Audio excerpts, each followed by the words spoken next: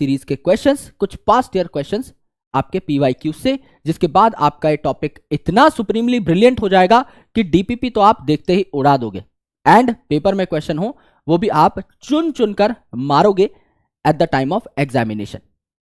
ए cellular organism की discussion यानी introduction हम लोग करेंगे in the first slide, virus, viroid और प्रायन की उसके बाद डिस्कशन हम लोग स्टार्ट कर देंगे। सो बिफोर स्टार्टिंग एनीथिंग मैं हमेशा कहता हूं कि नाम के अंदर घुसने की कोशिश करो। अगर आप नाम के अंदर घुसोगे ऑफ ए सेल्यूलर ऑर्गेनिज्म तो आपको पता लग जाएगा कि यहां पर हम क्या कहना चाह रहे हैं। ए का मतलब आपका एब्सेंट है, क्या? सेल्यूलर यानी सेल, यानी कुछ ऐसे ऑर्गेनिजम्स हैं जिनमें सेल प्रेजेंट ही नहीं है, और हम लोग क्या कहते हैं कि cellular organization is the defining feature of living organisms. अगर कोई ऑर्गेनिज्म है जिसमें सेल नहीं है, आप उसे लिविंग ऑर्गेनिज्म कह ही नहीं सकते। Cell is the most fundamental character, it is the basic structural and functional unit of life. यानी अगर आप सेल की बात नहीं कर रहे हो, अगर किसी ऑर्गेनिज्म में सेल प्रेजेंट नहीं है तो लाइफ की बात आप नहीं कर सकते, क्योंकि लाइफ की बेसिक यूनिट ही सेल है। तो यहां पर आप देख रहे हो कि ए सेल्यूलर ऑर्गेनिजम्स जो है ये है आपके वायरस, वायरॉइड, प्रायन। जब इनमें सेल है ही नहीं तो आप इन्हें क्या लिविंग ऑर्गेनिज्म बोल सकते हो? नहीं बोल सकते। और जब आप इन्हें लिविंग ऑर्गेनिज्म नहीं बोल सकते तो आप इन्हें लिविंग वर्ल्ड में क्लासिफाई कैसे करोगे? सारे लिविंग ऑर्गेनिजम्स को ही तो 5 किंगडम में बांटा गया था ना आर.एच. विटेकर साहब द्वारा। सो जब ये लिविंग ऑर्गेनिजम्स ही नहीं है तो इनको आप 5 किंगडम में रखते ही कैसे? इसीलिए इन्हें 5 किंगडम में से किसी भी किंगडम में जगह नहीं मिली। तो ए सेल्यूलर ऑर्गेनिज्म का मतलब ही क्या है? Since acellular organisms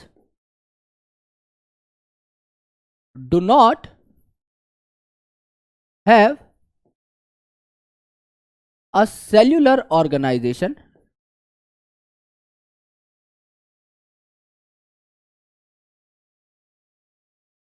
they are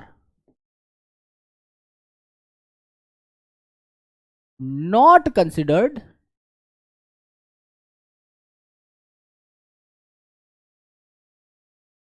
living.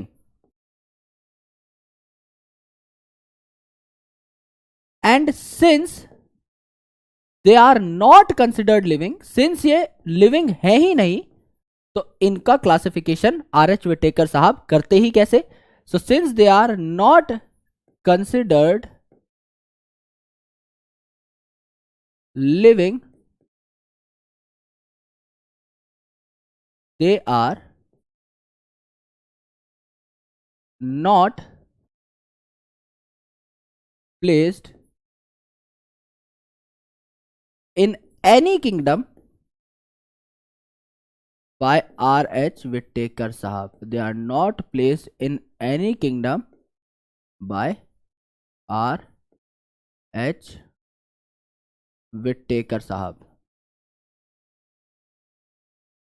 RH. Whittaker साहब ने इनको किसी किंगडम में क्यों नहीं रखा? क्योंकि ये लिविंग ही नहीं है। अगर ये लिविंग ही नहीं है तो आपका इनको किसी किंगडम में रख के कोई फायदा नहीं है। They are not considered living, इसीलिए इनको 5 किंगडम में से कहीं भी जगह नहीं मिली। तो आपके एग्जाम्पल्स क्या हो जाएंगे इन ए सेल्यूलर ऑर्गेनिजम्स के? आपके एग्जाम्पल्स हो जाएंगे वायरस, आपके वायरॉइड एंड आपके प्रायन्स। वायरस, वायरॉइड एंड प्रायन जिनके बारे में आज आप पढ़ने वाले हो। लाइकन जिसके बारे में आप ऑलरेडी पढ़ चुके हो, भाई उसको क्यों नहीं रखा आर.एच. विटेकर साहब ने किसी किंगडम में? क्योंकि लाइकन कोई ऑर्गेनिज्म थोड़ी है। या लाइकन किससे बना है? फंगस और एल्गी की एसोसिएशन से। फंगस को किंगडम फंजाई में रखा ही हुआ है, एल्गी को आप किंगडम प्लांट में पढ़ते ही हो, because they are plants, they are photosynthetic. तो इनके मिक्सचर को, इनकी एसोसिएशन को अलग से कोई ऑर्गेनिज्म थोड़ी माना जाएगा। भाई अगर तुम और मैं अच्छे दोस्त हैं और तुम मुझसे हाथ मिला रहे हो, तुम और मैं जुड़ चुके हैं, तो हम थोड़ी बोलेंगे भाई अब तो हम डबल ह्यूमन हो गए, हमें तो एक सुप्रीम किंगडम दे दो, किंगडम एनिमेलिया से ऊपर उठा करके रख दो। भाई आप और मैं ह्यूमन है, ऑलरेडी हमारा जिक्र जो है किंगडम एनिमेलिया में हो चुका है। तो अगर आप और मैं हाथ मिला रहे हैं तो कोई नया ऑर्गेनिज्म थोड़ी हो जाएंगे। अगर आप और मैं कांटेक्ट में हैं तो हमारी तो क्लासिफिकेशन पहले से हो रखी है, तो as a whole new system we can not be classified again, है ना। तो अगर आप लाइकन की बात करते हो, अगर आप लाइकन की बात करते हो तो आपको पता है here in lichen the mycobiont component, यानी माइकोबायोंट कौन था, माइकोलॉजी किसकी स्टडी को बोलते थे, फंगस को। तो mycobiont component is already placed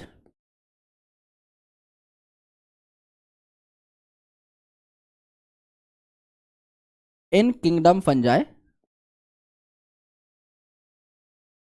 है ना। Mycobiont component is already placed in kingdom fungi and the फाइकोबायोट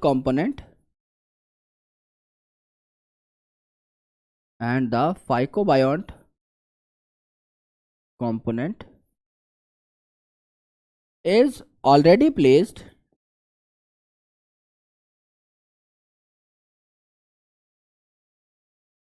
in kingdom plantae, is already placed in kingdom plantae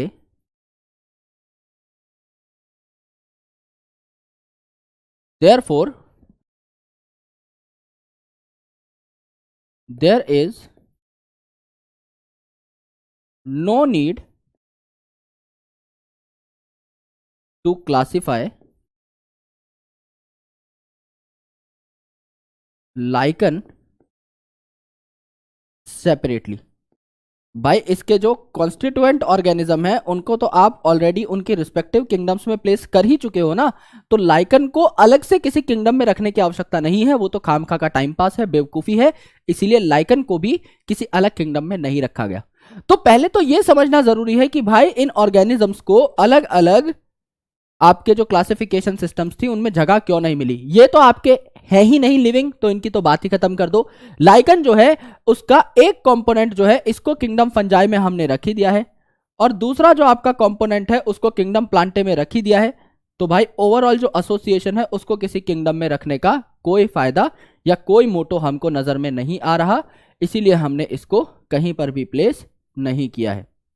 alright, ये आपकी एक बेसिक आउटलाइन है कि इन ऑर्गेनिजम्स को आप अलग से क्यों पढ़ते हो। Now it's time to understand virus, और वायरस के बारे में कुछ खास बातें मैं आपको पहले ही बता देता हूं।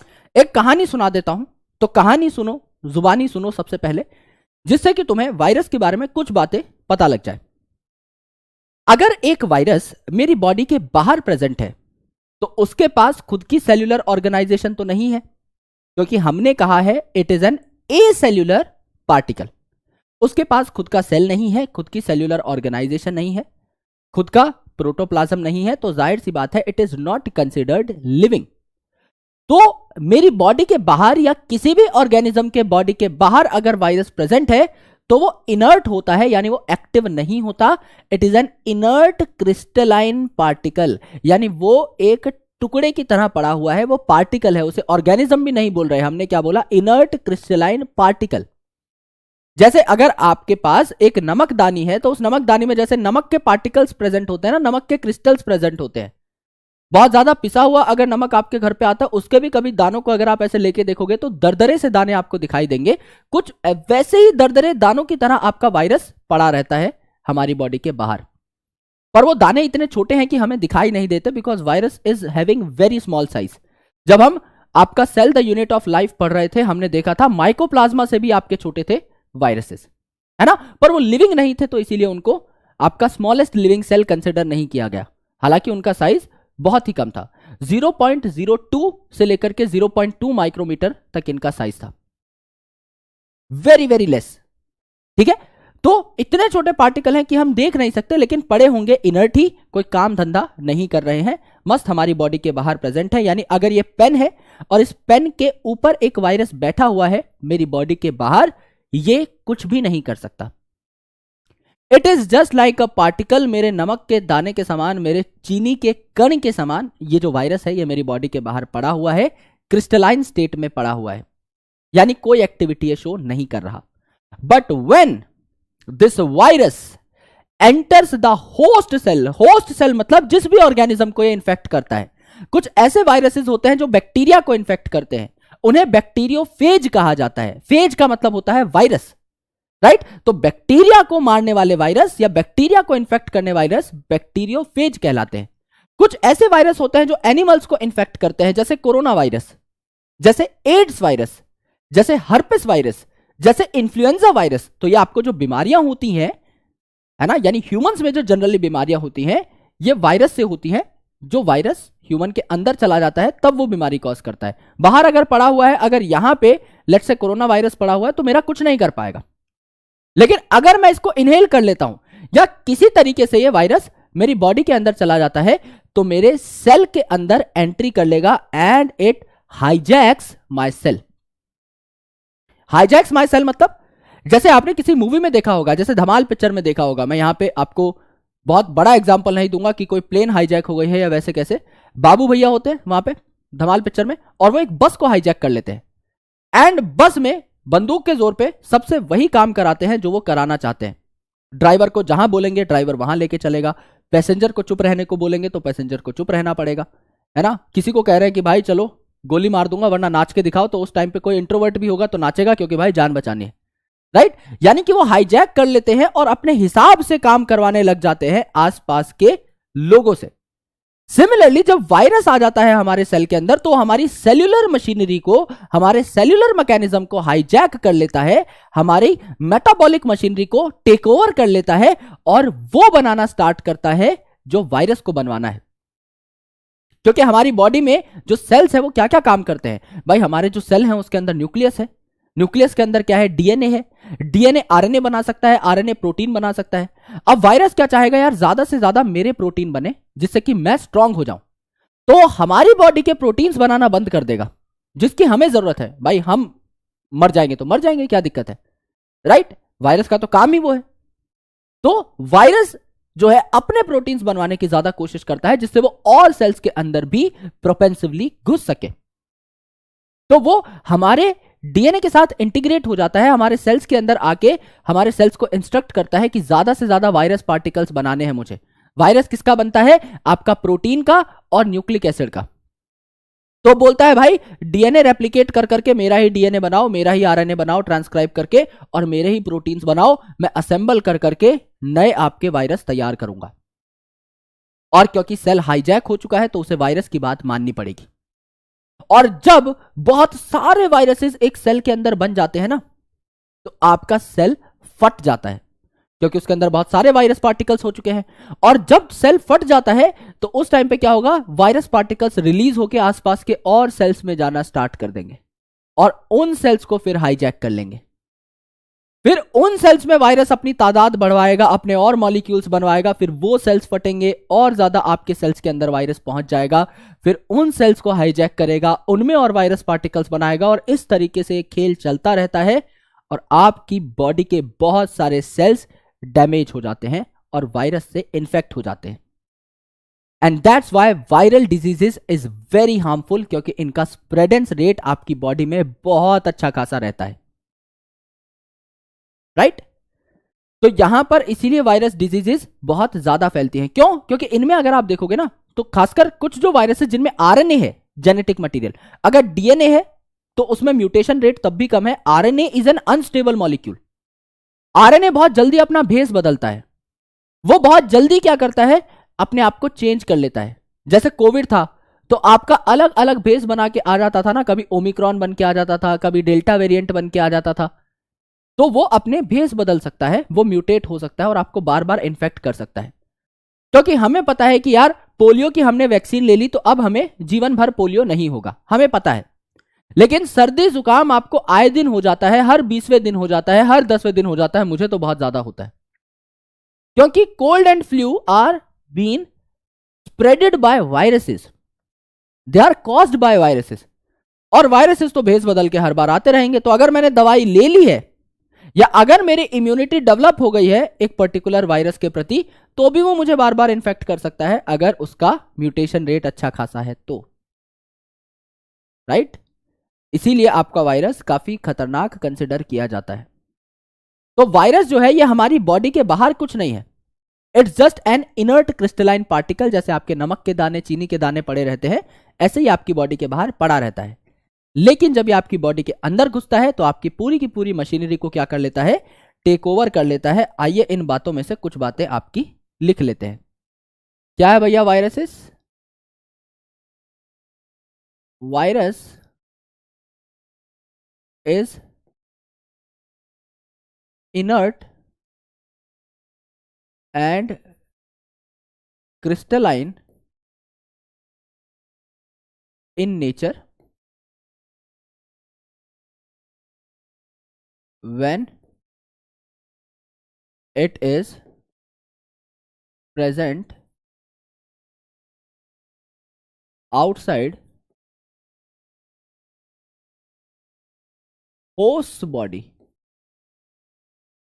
होस्ट की बॉडी के बाहर अगर ये प्रेजेंट है वायरस, तो इनर्ट और क्रिस्टलाइन फॉर्मेट के अंदर प्रेजेंट रहेगा, यानी इसकी खुद की कोई सेल्यूलर ऑर्गेनाइजेशन नहीं है। तो आप क्या बोल सकते हो, therefore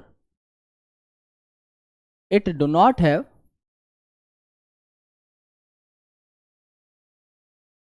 it's own cellular organisation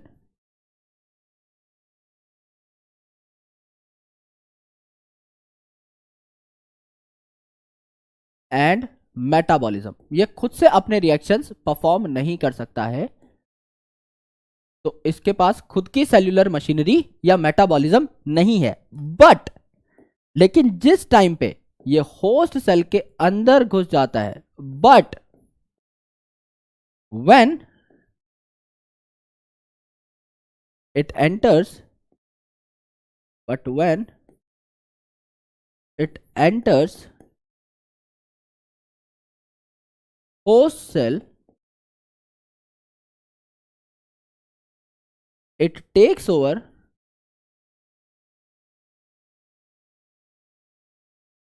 the machinery, it takes over the machinery of host cell, it takes over the machinery of host cell and synthesize more viruses and synthesize more viruses। ये और ज्यादा viruses बनवाता है आपका, जिस भी cell को ये इन्फेक्ट करेगा उससे। ठीक है, देयरफॉर क्या आप कह सकते हो कि वायरस जो है अगर हमारी बॉडी के बाहर प्रेजेंट है तो ये नॉन लिविंग तरीके से बिहेव कर रहा है, क्योंकि ये क्रिस्टलाइन पार्टिकल है। पार्टिकल बोल रहे हैं हम इसे, ऑर्गेनिज्म भी नहीं बोल रहे। अगर आप इसे क्या बोल रहे हो, पार्टिकल बोल रहे हो, इनर क्रिस्टलाइन पार्टिकल बोल रहे हो, तो ये नॉन लिविंग की तरह बिहेव कर रहा है। लेकिन जब ये आपके सेल के अंदर आ जाएगा तो ये आपकी सेल की मशीनरी को ओवरटेक कर लेगा, तब ये लिविंग की तरह बिहेव करने लग जाएगा। तो इसकी खुद की सेल्यूलर मशीनरी बिल्कुल जीरो है, लेकिन आपके सेल को यह हाईजैक कर सकता है। तो इसीलिए इसको कुछ साइंटिस्ट क्या कहते हैं, आपका कनेक्टिंग लिंक कहते हैं between living and non living, है ना। तो viruses are considered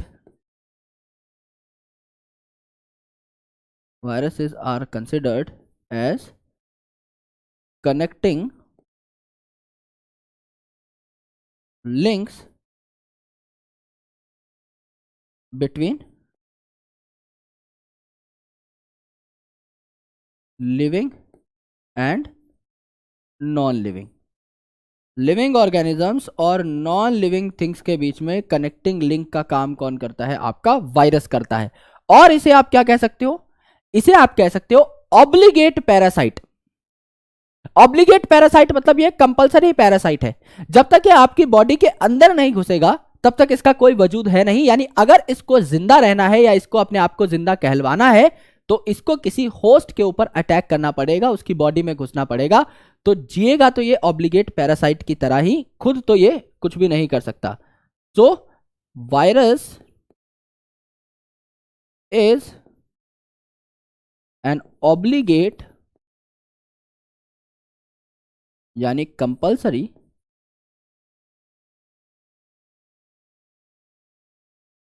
parasite, it's an obligate parasite. ये आपके सेल के बाहर सरवाइव ही नहीं कर सकता, तो ये ऑब्लिगेट पैरासाइट की तरह क्या करता है, आपका बिहेव करता है। ठीक है, अब देखिए जो वायरस है, इसके नाम से अगर आप कुछ हिंट निकालना चाहें तो वायरस का नाम हमें क्या कहना चाह रहा है। वायरस का नाम बेसिकली एक वर्ड से चुराया गया है और उस वर्ड का मतलब है वेनम, यानी पॉइजन। तो वायरस को एक्चुअल में जहर बोला गया है, क्योंकि जैसे बैक्टीरिया है आपके काफी काम आ सकते हैं, एंटीबायोटिक भी बना के दे सकते हैं, नेचर में सारा नाइट्रोजन फिक्स ही आपके बैक्टीरिया कर रहे हैं, आपके लिए दही जमा सकते हैं, right? There are a lot of different good tasks that a bacteria can do, but when it comes to virus, इसके ज्यादातर कर्म जो हैं बुरे हैं। हाँ, अभी साइंटिस्ट ने कुछ टेक्निक्स ऐसी डेवलप करी हैं जो आप बायोटेक्नोलॉजी में पढ़ोगे, जहां वायरस को कुछ अच्छे कामों के लिए भी इस्तेमाल किया जा सकता है। अगर आपको किसी और ऑर्गेनिज्म में डीएनए ट्रांसफर करना है, आप वायरस का इस्तेमाल कर सकते हो, बट वो एक रेयर केस है। ज्यादातर काम अगर देखोगे इसके बुरे ही हैं, क्योंकि ऑब्लिगेट पैरासाइट है, तो आपको हार्म पहुंचाना इसके जीवन का परम मकसद है। तो ये आपका ज्यादातर जो है बुरा ही कंसिडर किया जाता है, इसीलिए इसका नाम जो है वो वेनम से उठाया गया था, यानी इसको जहर बोला जाता है या पॉइजनस फ्लूइड इसको बोला जाता है। ठीक है, तो यहां पर अगर आप देखोगे तो वायरस की बेसिक बातें हुई। अगर आप स्ट्रक्चर ऑफ वायरस देखोगे कि वायरस आपका बनता किस चीज का है, तो आपको थोड़ी ज्यादा क्लैरिटी आपको यहां पर देखने को मिलेगी कंसेप्ट की। Structure of a typical virus. Virus का स्ट्रक्चर कैसा होता है? वायरस किस चीज से मिलकर बना है? आपका प्रोटीन का और न्यूक्लिक एसिड का। न्यूक्लिक एसिड क्योंकि अलग अलग टाइप के होते हैं, डीऑक्सीराइबोज न्यूक्लिक एसिड भी हो सकता है, यानी इसमें डीएनए भी हो सकता है, राइबोज न्यूक्लिक एसिड भी हो सकता है इसमें, यानी आरएनए भी हो सकता है। तो हम क्यूमुलेटिवली न्यूक्लिक एसिड बोल सकते हैं कि भाई किसी में डीएनए होगा, किसी में आरएनए, तो हमने बोल दिया न्यूक्लिक एसिड होता है इसके अंदर, और आपका प्रोटीन होता है। तो structure of A typical virus, virus is basically a nucleoprotein particle, a nucleoprotein particle, यानी इसमें क्या है, आपका न्यूक्लिक एसिड है और आपका क्या है, प्रोटीन है। तो न्यूक्लियोप्रोटीन आपका पार्टिकल कहा जाता है वायरस को। तो पहली चीज क्या है इसमें, न्यूक्लियो यानी न्यूक्लिक एसिड। अगर न्यूक्लिक एसिड इसमें डीएनए है तो डीएनए वायरस बोल दिया जाएगा वायरस को। अगर इसमें न्यूक्लिक एसिड आरएनए है तो आरएनए वायरस इसे बोल दिया जाएगा। ठीक है, तो न्यूक्लिक एसिड जो है either the virus contain DNA और आरएनए, नेवर बोथ, दोनों कभी साथ नहीं पाए जा सकते। या तो एक वायरस में डीएनए ही पाया जाएगा या एक वायरस के अंदर आरएनए ही पाया जाएगा। तो आपका न्यूक्लिक एसिड जो है ये आपका कैसा होता है, दो तरीके का होता है। या तो ये आपका डीएनए होगा तो आप बोल दोगे वायरस को डीएनए वायरस, या आपका आरएनए होगा और आप बोल दोगे वायरस को आरएनए वायरस। और आपका जो प्रोटीन होता है ये इस न्यूक्लिक एसिड को क्या करता है, प्रोटेक्ट करता है। तो प्रोटीन का काम क्या है, प्रोटीन का काम है it protects the nucleic acid of virus. जो न्यूक्लिक एसिड कंपोनेंट है इसको प्रोटेक्ट करता है, it protects the nucleic acid of virus, it protects the nucleic acid of virus. ठीक है, तो इसमें से जो न्यूक्लिक एसिड होता है ना, ये एक्चुअली इन्फेक्शियस होता है। ये आपका होस्ट सेल के अंदर घुस के तबाही मचाने का काम करता है। प्रोटीन तो क्या है, अगर आपके पास डीएनए और आरएनए है, प्रोटीन तो आप खुद बना लोगे ना। समझ लो वायरस का डीएनए मेरी बॉडी में घुस गया तो डीएनए से वो आरएनए बना लेगा, मेरे सेल को हाईजैक करके आरएनए से प्रोटीन बना लेगा और अपना कवर चढ़ा लेगा अपने ऊपर। सिमिलरली कोई आरएनए वायरस है अगर मेरी बॉडी में घुस गया तो आरएनए से डायरेक्ट प्रोटीन बना लेगा और कवर बना लेगा। तो कवर का सेल के अंदर घुसना बहुत ज्यादा जरूरी नहीं होता, it's not mandatory, it's not important even. तो आपका ये जो न्यूक्लिक एसिड है ना, ये आपका क्या रहता है, ये आपका इन्फेक्शियस कंपोनेंट होता है। ये आपका क्या होता है, इन्फेक्शियस कंपोनेंट होता है, इन्फेक्शियस कंपोनेंट होता है। ये आपका क्या कॉज करता है, वायरुलेंसी कॉज करता है, यानी बीमारियां ये कंपोनेंट फैलाता है nucleic acid. It enters the host cell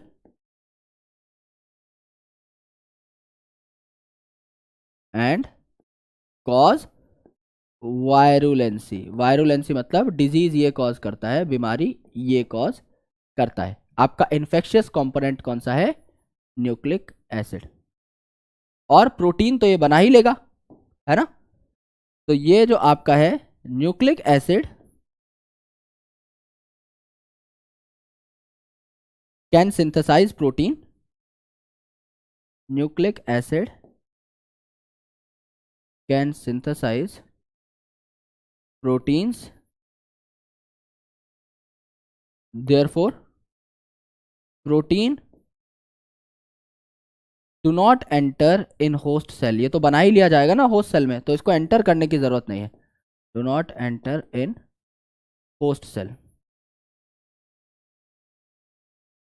आपका क्या हो जाएगा, सिर्फ न्यूक्लिक एसिड आप एंटर करा दो, प्रोटीन तो वो खुद ब खुद बना लेगा। यहां पर एक एक्सेप्शन होता है, हालांकि एक मीम बनता है, बहुत खास मीम है, कि आपको पढ़ाया जाता है क्लास में कि किसी वायरस के अंदर डीएनए और आरएनए साथ एग्जिस्ट नहीं कर सकते, लेकिन पेपर में पूछा जाता है which of the virus contains both DNA RNA together. तो एक पेपर में क्वेश्चन आया था, नीट का पेपर नहीं था, लेकिन leuco virus is a virus, LEUKO, leuco virus which contains both DNA and RNA together, but वो एक्सेप्शन है, तो उसको हम एनसीईआरटी में मार्क नहीं कर सकते। यहां पर अगर आप देखोगे तो वायरस जो है डीएनए आरएनए दोनों साथ कंटेन नहीं कर सकता, या तो एक वायरस में प्योर डीएनए ही होगा या प्योर आपका आरएनए ही होगा, और प्रोटीन उसको क्या कर रहा होगा, कवर कर रहा होगा। ये है आपका structure of a typical virus. ठीक है, इसको अगर आपको बनाकर देखना है तो आप बनाकर भी देख सकते हो। So there are different kind of viruses, है ना। अगर आप देखोगे तो आपके कुछ वायरस होते हैं जो प्लांट को इन्फेक्ट करते हैं, तो इन्हें आप क्या कहते हो, प्लांट वायरसेस। इन्हें आप क्या कहते हो, प्लांट वायरसेस। और प्लांट वायरसेस का जो जेनेटिक मटेरियल है ना, ये कैसा होता है दोस्त, ये आपका सिंगल स्ट्रैंडेड आरएनए होता है। सिंगल स्ट्रैंड का आरएनए इनका जेनेटिक मटेरियल होगा। अगर आप बैक्टीरियोफेज की बात करो, यानी ऐसे वायरस जो बैक्टीरिया को अटैक करते हैं, इन्फेक्ट करते हैं, तो बैक्टीरियोफेज की अगर आप बात करो, तो फेज का मतलब मैंने आपको क्या बताया था, फेज का मतलब मैंने आपको बताया था वायरस होता है। तो ऐसा वायरस जो बैक्टीरिया को इन्फेक्ट करे, यानी वायरस दैट इन्फेक्ट्स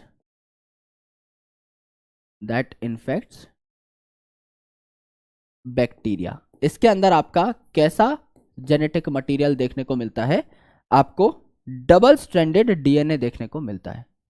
आपको डबल स्ट्रैंडेड डीएनए देखने को मिलता है। और अगर आप एनिमल की बात करते हो, तो एनिमल में आपके अलग अलग प्रकार के वायरसेस पाए जा सकते हैं, है ना। एनिमल वायरसेस या ह्यूमन वायरसेस की अगर आप बात करो, तो सिंगल स्ट्रैंडेड डीएनए को छोड़ के सब कुछ यहां पे पाया जाएगा। सिंगल स्ट्रैंडेड डीएनए को छोड़ के मतलब पहले तो आपका डबल स्ट्रैंडेड डीएनए लिख लो, है ना। यहां पे मैंने सिंगल स्ट्रैंडेड डीएनए लिख दिया, क्या डबल स्ट्रैंडेड आपका डीएनए हो जाएगा, है ना। बोला शायद डबल, लिख दिया सिंगल, क्या हो जाएगा, डबल स्ट्रैंडेड आपका डीएनए हो जाएगा बैक्टीरियोफेज के अंदर। यहां क्या हो जाएगा, डबल स्ट्रैंडेड डीएनए हो जाएगा, है ना। सिंगल स्ट्रैंडेड डीएनए छोड़ दिया तो सिंगल स्ट्रैंडेड आपका आरएनए हो जाएगा, और आपका डबल स्ट्रैंडेड आरएनए हो जाएगा। ये आपके होते हैं एनिमल वायरसेस। ठीक है, अगर आप देखोगे आपकी बुक के अंदर एक प्यारा सा क्या बनाया हुआ है, वायरस बनाया हुआ है प्लांट का।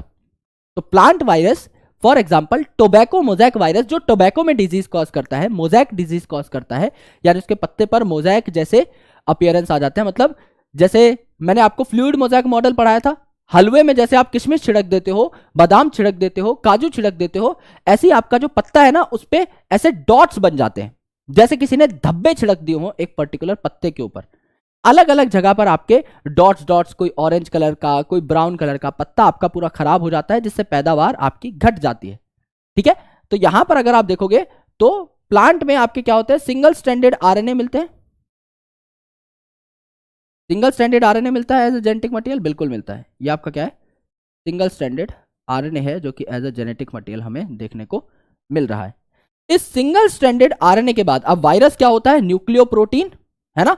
तो जाहिर सी बात है आपका न्यूक्लिक एसिड तो आपने बना लिया सिंगल स्ट्रैंडेड आरएनए, इसके ऊपर आपका क्या लगा रहता है, प्रोटीन लगा रहता है। और वो कैसे लगा रहता है, हेलिकल फैशन में लगा रहता है, यानी इस तरीके से आप छोटी सी ऐसे वो बना सकते हो, स्प्रिंग जैसी स्ट्रक्चर, है ना। यानी ये ऐसे नीचे से पास हो रहा है, फिर यहां से निकल रहा है, फिर आपका नीचे से ऐसे पास हो रहा है, फिर यहां से निकल रहा है। इस प्रकार का आपका स्ट्रक्चर है। अगर आप इसे बनाना चाहो तो कुछ ऐसा स्ट्रक्चर आपको देखने को मिलता है ना। यहां पर कुछ ऐसा स्ट्रक्चर आपको देखने को मिलता है।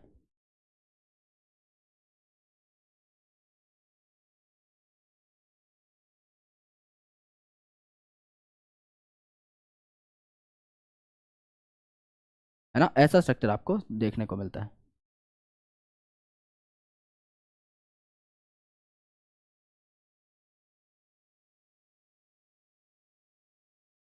तो यहां पे आपके छोटे छोटे इस प्रकार से प्रोटीन के मॉलिक्यूल्स लगे रहते हैं, जो कि ओवरऑल आपके एक स्पाइरल फॉर्मेट में, नीचे मैंने एक बैकबोन जैसा स्ट्रक्चर बना रखा है जिसके ऊपर ये आपके लगे हुए होते हैं, है ना। इस हिसाब का स्ट्रक्चर आपको देखने को मिलता है किसका, टोबैको मोज़ेक वायरस का। और भी डिटेल में आप तैयार कर सकते हो इसको, हालांकि काम हमारा इतने से ही हो जाएगा। जो हम जानना चाह रहे हैं वो बात हमें समझ में आ गई। एक तो ये जो प्रोटीन के पार्टिकल्स हैं हेलिकली अरेंज है, मैंने हेलिक्स बनाया है ना, यहाँ पे एक स्प्रिंग लाइक स्ट्रक्चर बनाया है, तो आपके कैसे अरेंज है, हेलिकली आपके अरेंज्ड है ना। और बना लेते हैं क्योंकि आ रहा है मज़ा, बाकी सब देखा जाएगा। गोल गोल मॉलिक्यूल्स बना लेते हैं, बढ़िया बढ़िया, है ना। ये हो गया आपका, राइट। सो यहाँ पे अगर आप लेबल करना चाहो तो ये आपका स्ट्रक्चर है टोबैको मोज़ेक वायरस का। तो टोबैको मोज़ेक वायरस में ये क्या हो गया, आपका सिंगल स्ट्रैंडेड आरएनए हो गया एज अ जेनेटिक मटेरियल, बिल्कुल। और ये आपका क्या हो गया, प्रोटीन हो गया, है ना। ये आपका क्या हो गया, प्रोटीन हो गया कंप्लीट। इस प्रोटीन कोट को क्या बोलते हैं, इस प्रोटीन कोट को ओवरऑल क्या कहते हैं, कैप्सिड कहते हैं। इस प्रोटीन कोट को ओवरऑल क्या कहते हैं, कैप्सिड कहते हैं। और ये जो छोटे छोटे स्ट्रक्चर्स हैं यहां पर, है ना, जो ये कैप्सिड बना रहे हैं, ये जो छोटे छोटे से स्ट्रक्चर है ना, इन इंडिविजुअल स्ट्रक्चर्स को हम लोग क्या कहते हैं, कैप्सोमेयर्स कहते हैं। जैसे ये वाला है, जैसे ये वाला है, इनको हम लोग प्यार से क्या कहते हैं, कैप्सोमेयर्स कहते हैं। ये कैप्सोमेयर्स जो हैं ये आपके मिल करके आपका क्या तैयार करते हैं, आपका कैप्सिड तैयार करते हैं। तो ये जो स्ट्रक्चर है ये क्या है, कैप्सोमेयर। मेयर का मतलब क्या होता है, यूनिट। तो ये क्या हैं, यूनिट्स हैं आपके कैप्सिड की। तो दीज आर कैप्सोमेयर्स। ये कैसे अरेंज हैं, हेलिकली अरेंज हैं। इसीलिए मैंने पहले आपको एक स्प्रिंग बनाकर दिखाई कि ये भाई हेलिकली अरेंज्ड आपके होंगे। प्रोटीन के जो छोटे छोटे कैप्सोमेयर मॉलिक्यूल्स है ये हेलिकली अरेंज हैं, और इस हिसाब से आपका टोबैको मोज़ेक वायरस का स्ट्रक्चर पूरा का पूरा तैयार होता है। और ये कैप्सोमेयर का आप नंबर लिखना चाहो तो कितना होता है आपका, लगभग 2100 से 2200 के आसपास ये नंबर होता है ना। टू बी प्रिसाइज 2130 आपके कैप्सोमेयर्स मिलकर के क्या बनाते हैं, पूरा का पूरा कैप्सिड तैयार करते हैं। ये क्या है आपका, टोबैको मोज़ेक वायरस है। ये क्या है आपका, टोबैको मोज़ेक वायरस है, जिसको प्यार से क्या कहा जाता है, टीएमवी कहा जाता है, टोबैको मोज़ेक वायरस। इसको क्या कहा जाता है, टीएमवी कहा जाता है। ऑलराइट, ये आपका प्लांट वायरस हो जाएगा। ये आपका प्लांट वायरस है। अगर आप बात करते हो एक बैक्टीरियोफेज की, तो बैक्टीरियोफेज का स्ट्रक्चर कैसा होता है, बैक्टीरियोफेज का स्ट्रक्चर कुछ ऐसा होता है कि इसमें जो प्रोटीन है ये आपका ऐसे पॉलीहेड्रली अरेंज होता है। यहां पर आपका हेक्सागोन लाइक स्ट्रक्चर बना हुआ है, इस प्रकार से आपका स्ट्रक्चर होगा, इसे हम कहते हैं हेड। फिर आपका यहां पर आपको नेक या मिडल पीस देखने को मिलता है, और नीचे आपको टेल प्लेट देखने को मिलती है, जिसके ऊपर क्या लगे होते हैं, टेल फाइबर्स लगे हुए होते हैं 6, जो कि बैक्टीरिया से अटैच होने में हेल्प करते हैं इस पर्टिकुलर बैक्टीरियोफेज को, क्योंकि ये बैक्टीरिया को जाके इन्फेक्ट करेगा ना। और इसमें डबल स्ट्रैंडेड डीएनए आपका यहां पर पाया जा रहा है। आपका डबल स्ट्रैंडेड डीएनए यहां पर पाया जा रहा है। तो इसको अगर आप लेबल करोगे तो आपको क्या देखने को मिलेगा? आपको देखने को मिलेगा डबल स्ट्रैंडेड डीएनए यहां पर है, ठीक है। यहां पर क्या है? पॉलीहेड्रल प्रोटीन जो कि हेड बना रहा है, तो पॉलीहेड्रल हेड लिख सकते हैं हम लोग यहाँ पे आपका नेक है, बीच का पार्ट है, यहाँ पे आपकी एंड प्लेट है या टेल प्लेट कह सकते हैं इसको इजीली समझने के लिए, और ये क्या है? आपके प्रॉन्ग्स है ना, पिन है, या आपके टेल फाइबर्स हैं जो कि आपके कहाँ अटैच होंगे? बैक्टीरिया के ऊपर अटैच होंगे। टेल फाइबर्स आपको देखने को मिल रहे हैं। ये स्ट्रक्चर किसका है? ये स्ट्रक्चर है आपके बैक्टीरियोफेज का। ये स्ट्रक्चर है आपका बैक्टीरियोफेज का। तो बैक्टीरियोफेज में ये जो स्ट्रक्चर है पॉलीहेड्रल हेड, ये आपका क्या है? प्रोटीन है, और अंदर पिंक कलर का डबल स्ट्रैंडेड डीएनए तो हमको दिखाई दे ही रहा है।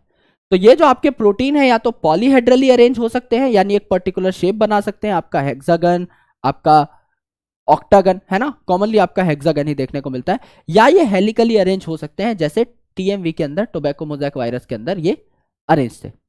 ऐसा इनका क्या हो सकता है? स्ट्रक्चर हो सकता है। अब अगर आप देखो तो कुछ साइंटिस्ट के नाम आते हैं यहां पर वायरस के रिलेशन में। आपके इवानोस्की साहब जो थे, उन्होंने डिस्कवर किया कि यार वायरस जो है ये आपका पॉइजनस होता है, बीमारी कॉज करता है ना। आपके दो साइंटिस्ट और है जिनका कंट्रीब्यूशन मेजर है, जिनके बारे में पूछा जाता है पेपर के अंदर। पहले साइंटिस्ट हैं बिजर्निक साहब। बिजर्निक साहब ने एक बात कही, contagium vivum fluidum. Contagium vivum fluidum मतलब कंटेजियस इन्फेक्शियस फ्लूइड, या फिर आपका वेनमस आपका इन्फेक्शियस फ्लूइड है आपका कौन? वायरस। तो उन्होंने क्या किया, एक प्लांट जो कि पहले से डैमेज्ड था, वायरस से इन्फेक्टेड था, उसका कुछ एक्सट्रैक्ट लिया, यानी उसके पत्तों का निचोड़ विचोड़ निकाला, जिससे कि उन पत्तों में भी ऑब्वियसली वायरस इन्फेक्शन तो होगा ही, तो वायरस उन के अंदर आ गया, एक्सट्रैक्ट के अंदर आ गया। जैसे एक प्लांट है, इसको वायरस की बीमारी हो चुकी है, उसकी पूरी बॉडी में वायरस फैल चुका है, अगर मैं उसके कुछ पत्ते तोड़ के उनकी चटनी बना लेता हूं तो उसमें भी तो कुछ वायरसेस आ गए होंगे। इस चटनी को मैं छिड़क देता हूं हेल्दी प्लांट्स के ऊपर, तो मुझे देखने को मिला कि वो हेल्दी प्लांट भी क्या हो गए? बर्बाद हो गए, उन पे भी वायरस जाकर के इन्फेक्ट करने लग गया। तो इन्होंने कहा कि ये इन्फेक्शियस चटनी है, ये जहरीली चटनी है, ये जहरीला फ्लूइड है, तो इट इज इन्फेक्शियस फ्लूइड, ऐसा बिजर्निक साहब ने कहा। और स्टैनली साहब ने क्या कहा कि वायरस जो है एक नॉन लिविंग पार्टिकल है, और मेजरली ये प्रोटीन का बना हुआ होता है। क्यों? क्योंकि उन्होंने वायरस को क्रिस्टलाइज कर दिया। भाई अगर आपका वायरस लिविंग होता तो क्रिस्टलाइज प्रॉपर्ली नहीं हो पाता, क्योंकि अलग अलग कंपोनेंट्स का बना होता। प्रोटीन को आप क्रिस्टलाइज कर सकते हो।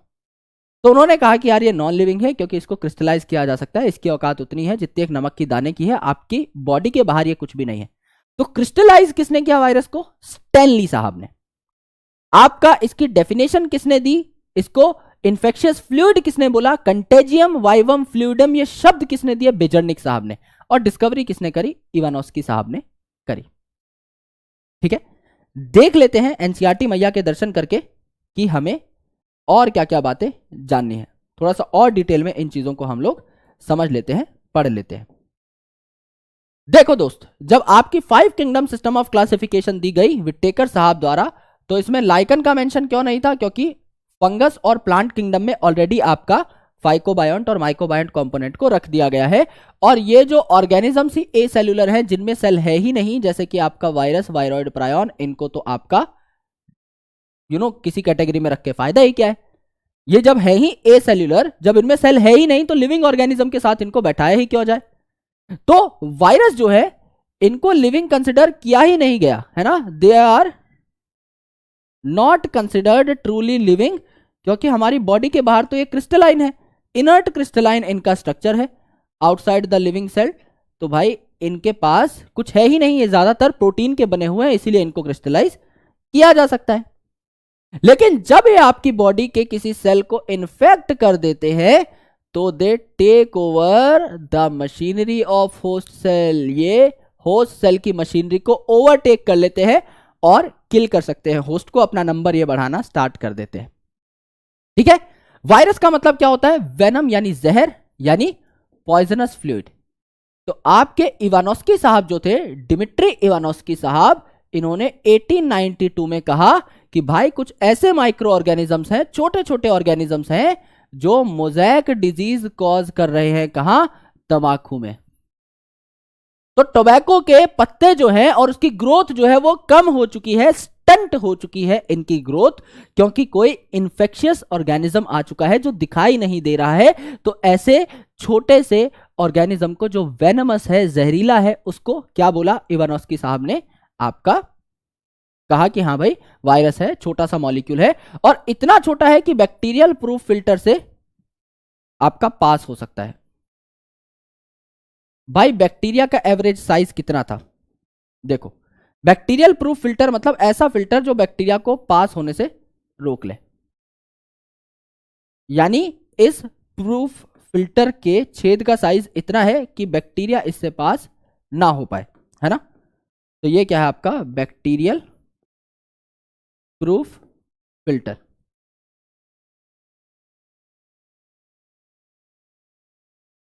बैक्टीरियल प्रूफ फिल्टर यानी नीचे सिर्फ आपका पानी आ पाए, बैक्टीरिया आपका रह जाए ऊपर ही।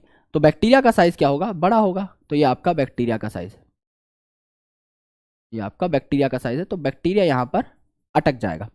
लेकिन वायरस का जो साइज है ये तो बहुत छोटा है। वायरस का साइज जो है ये तो इसके कंपैरिजन में बहुत छोटा है। तो ये तो आपका इजीली क्या कर सकता है? बैक्टीरियल प्रूफ फिल्टर को क्रॉस कर सकता है। तो ये जो है आपका क्या हुआ? बैक्टीरिया हुआ। ये जो है आपका क्या हुआ? बैक्टीरिया हुआ। और बैक्टीरिया का, टिपिकल बैक्टीरिया का साइज अगर आप देखो, छोटे से छोटा भी मानो तो कितना होता है? 1 से 2 माइक्रोमीटर तो होगा ही, है ना। 1 से 2 माइक्रोमीटर तो होगा ही। लेकिन ये जो है आपका वायरस, इसका साइज कितना है? इसका साइज 0.02 टू 0.2 माइक्रोन है। यानी एक बैक्टीरिया के कंपैरिजन में अगर आप 2 माइक्रोमीटर साइज मानते हो तो 0.2 मतलब उससे 10 गुना छोटा, 0.02 मतलब उससे 100 गुना छोटा आपका क्या होता है? वायरस होता है। तो ये तो पास हो ही जाएगा। तो आप क्या लिख सकते हो? वायरस इज, है ना, इसी डेटा से हमने क्या निकाल लिया? एक चीज निकाल ली कि virus is 10 to 100 times smaller than bacteria, है ना। कोई पूछे कितना छोटा होता है? एवरेज साइज से आप निकाल सकते हो कि आपका 10 से 100 गुना ज्यादा छोटा होता है। तो बैक्टीरियल प्रूफ फिल्टर से तो पास हो ही जाएगा। तो बैक्टीरियल प्रूफ फिल्टर से तो आप इसको नहीं रोक सकते। ठीक है। अब देखो आगे क्या लिखा हुआ है। बिजर्निक साहब जो थे, इन्होंने 1898 में क्या कहा? इसे कंटेजियम वाइवम फ्लूइडम कहा। कंटेजियम वाइवम फ्लूइडम यानी लिविंग इन्फेक्शियस फ्लूइड। एक ऐसा फ्लूइड है जिसको इन्होंने डिजीज्ड टोबैको प्लांट से हेल्दी टोबैको प्लांट पर डाला और इन्हें पता लग गया कि हाँ भाई बीमारी ये कॉज कर सकता है हेल्दी प्लांट के अंदर भी, यानी इस फ्लूइड में जहर है। ये जो चटनी मैंने बनाई है जहरीली चटनी है। स्टेनली साहब ने 1935 में, है ना, 1935 में वायरस को क्रिस्टलाइज किया और बताया भाई ये ज्यादातर किसका बना है? प्रोटीन का बना है, इसीलिए क्रिस्टलाइज हो पा रहा है। ठीक है। तो ये हमारी बॉडी के बाहर इनर्ट है, तो ये ऑब्लिगेट पैरासाइट कहलाते हैं, यानी हमारी बॉडी के अंदर है ये जो है, बाहर इनकी कोई भी औकात नहीं है। तो 3 साइंटिस्ट के नाम हम लोगों ने देखे। इवानोस्की साहब ने बताया कि ये मोज़ेक डिजीज का कॉजल ऑर्गेनिज्म है, यानी सबसे पहले वायरस का जिक्र इवानोस्की साहब ने किया। बिजर्निक साहब ने कहा कंटेजियम वाइवम फ्लूइडम, ठीक है। और आपका स्टेनली साहब ने कहा कि वायरस को क्रिस्टलाइज किया जा सकता है। तो साइंटिस्ट का जिक्र अगर आप करना चाहो तो आप एक अलग से स्लाइड के ऊपर भी कर सकते हो। यहां पर हम लोग लिख लेते हैं साइंटिस्ट, जो कि खासकर किससे रिलेटेड है? वायरस से रिलेटेड है। ऐसे साइंटिस्ट का हम लोग जिक्र कर लेते हैं, है ना, क्योंकि टीओ डीनर के बारे में भी अभी आपको पढ़ना है, जिन्होंने वायरॉइड की डिस्कवरी करी। तो उससे पहले साइंटिस्ट ऑफ वायरस के बारे में हम लोग पढ़ लेते हैं। ठीक है। पहले जो साइंटिस्ट है ये क्या है? Ivanovsky, Dmitry Ivanovsky. इवानोव्स्की 1892 में इन्होंने क्या कहा? इन्होंने कहा micro organism smaller in size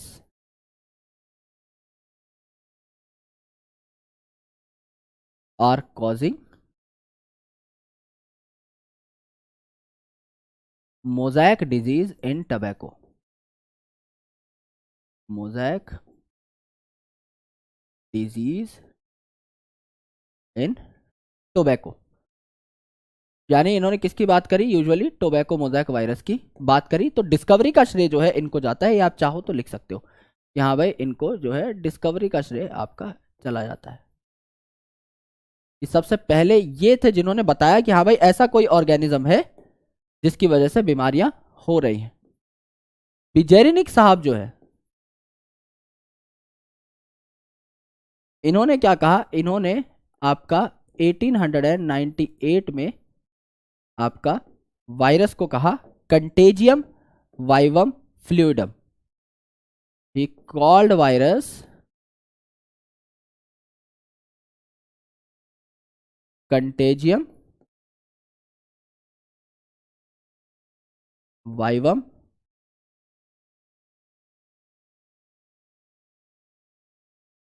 fluidum. और सरल भाषा में लिखा जाए तो लिविंग इन्फेक्शियस फ्लूइड, क्योंकि इन्होंने एक डिजीज्ड प्लांट की चटनी बना करके हेल्दी प्लांट पे डाला और देखा कि हेल्दी प्लांट भी बीमार हो चुका है, तो इन्होंने इसे लिविंग इन्फेक्शियस फ्लूइड बोला। सवाल पूछ लिया जाता है कि वायरस को लिविंग इन्फेक्शियस फ्लूइड किसने बोला, या कंटेजियम वाइवम फ्लूइडम शब्द किन्होंने कहे, है ना। आप चाहो तो एक छोटा सा डायग्राम बना सकते हो। यहाँ पे क्या है? आपका डिजीज्ड प्लांट है, डिजीज प्लांट है तो क्या होगा? आपका मोज़ैक उनके ऊपर दिखाई दे रहे होंगे। ये आपका क्या है?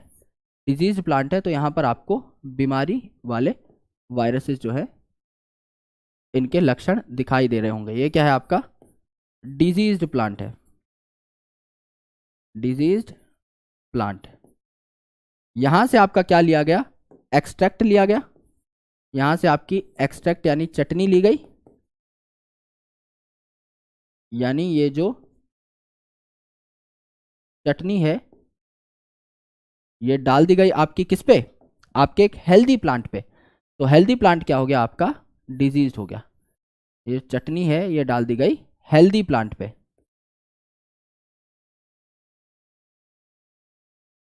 हेल्दी प्लांट पे। तो ये जो हेल्दी प्लांट है इसके ऊपर जब चटनी आई तो ये भी आपका क्या हो गया? ये आपका डिजीज्ड होना स्टार्ट हो गया। यानी इसके ऊपर भी क्या देखने को मिल गए? आपको मोज़ैक के सिम्टम्स देखने को मिल गए। हेल्दी प्लांट बिकेम डिजीज्ड, है ना। Healthy plant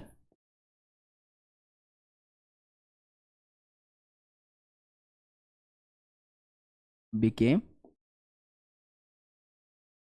diseased.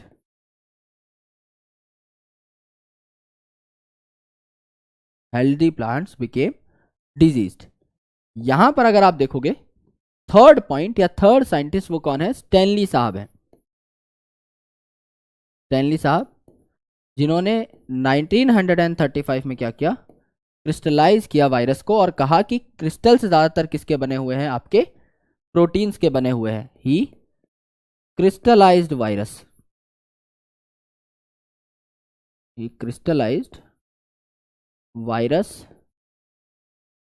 and said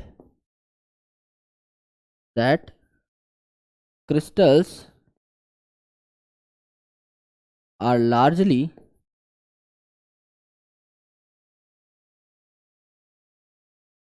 made up of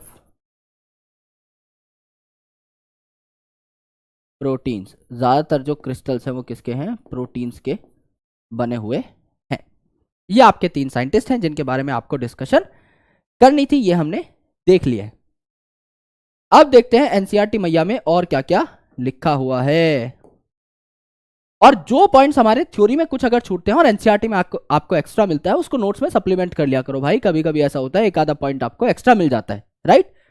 तो ऐसा नहीं सोचना कि सिर्फ नोट्स देखने हैं और एनसीईआरटी नहीं देखनी, तभी तो मैं एनसीईआरटी लेके आता हूं कि यहां पर मैंने जैसे लास्ट एनसीईआरटी की स्लाइड में ये बात एक्स्ट्रा लिखवाई है ना, तो ये बात आपको अपने नोट्स में सप्लीमेंट करनी है, इस एनसीईआरटी वाली स्लाइड में मत छोड़ देना।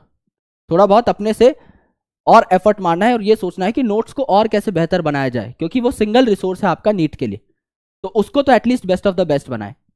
आपको पता है कि प्रोटीन के अलावा वायरस जो है ये क्या कंटेन करता है, न्यूक्लिक एसिड, यानी ईदर डीएनए और आरएनए। ईदर डीएनए और आरएनए मतलब दोनों में से कोई एक आपका। No virus contains both DNA and RNA, है ना, दोनों जो है ये यहां पर नहीं पाए जा सकते, तो ये हमें पता है। वायरस जो है एक न्यूक्लियोप्रोटीन पार्टिकल है जहां जेनेटिक मटेरियल आपका एंटर करेगा इनटू द होस्ट ऑर्गेनिज्म, ये आपका इन्फेक्शियस होता है। अगर आप देखोगे तो प्लांट वायरसेस में genetic material single stranded RNA है, जैसा हमने टोबैको मोज़ेक वायरस में बनाया। आपका एनिमल्स को जो इन्फेक्ट करते हैं इसमें सिंगल स्ट्रैंडेड डीएनए को छोड़ के सब है, यानी कि आपका या तो सिंगल स्ट्रैंडेड या डबल स्ट्रैंडेड आपका आरएनए हो सकता है, और सिंगल स्ट्रैंडेड डीएनए छोड़ दिया है तो डबल स्ट्रैंडेड आपका डीएनए हो सकता है। एंड अगर आप बैक्टीरिया की बात करो, इनको इन्फेक्ट करने वाले जो बैक्टीरियोफेज होंगे इनमें क्या होगा, आपका डबल स्ट्रैंडेड डीएनए देखने को मिलेगा। अगर मैं बात करता हूं आपके टोबैको मोज़ेक वायरस की, तो उसमें आपके प्रोटीन कोट को क्या कह रहे थे हम लोग, कैप्सिड कह रहे थे, और वो छोटी छोटी यूनिट्स को मिला करके बना था जिन्हें कैप्सोमेयर कहते हैं। तो ये प्रोटेक्ट करता है प्रोटीन न्यूक्लिक एसिड को, या तो हेलिकल हो सकता है जैसे टोबैको मोज़ेक वायरस में हमने देखा, या पॉलीहेड्रल हो सकता है जैसे हेक्सागोनल हमने देखा हेड आपका किसके अंदर, बैक्टीरियोफेज के अंदर। तो ये यहां पर आपको डायग्राम साफ साफ दिख जाएगा। यहां पर देखिए ये आपका सिंगल स्ट्रैंडेड आरएनए है, ये आपका सिंगल स्ट्रैंडेड आरएनए है टोबैको मोज़ेक वायरस का। ये किसका आपका डायग्राम है, टोबैको मोज़ेक वायरस का डायग्राम है, ठीक है। तो यहां पर आप देखोगे ये आपका सिंगल स्ट्रैंडेड आरएनए है, और इसके बाद इस प्रकार से ऐसे घूम घूम कर आपके क्या आ रहे हैं, ऐसे आपके कैप्सोमेयर्स आ रहे हैं। इस प्रकार से आपके हेलिकल फॉर्मेट के अंदर ये क्या है, अरेंज्ड है। तो आपके कैप्सोमेयर्स इस तरीके से हेलिकली अरेंज्ड है ना, हेलिकली अरेंज्ड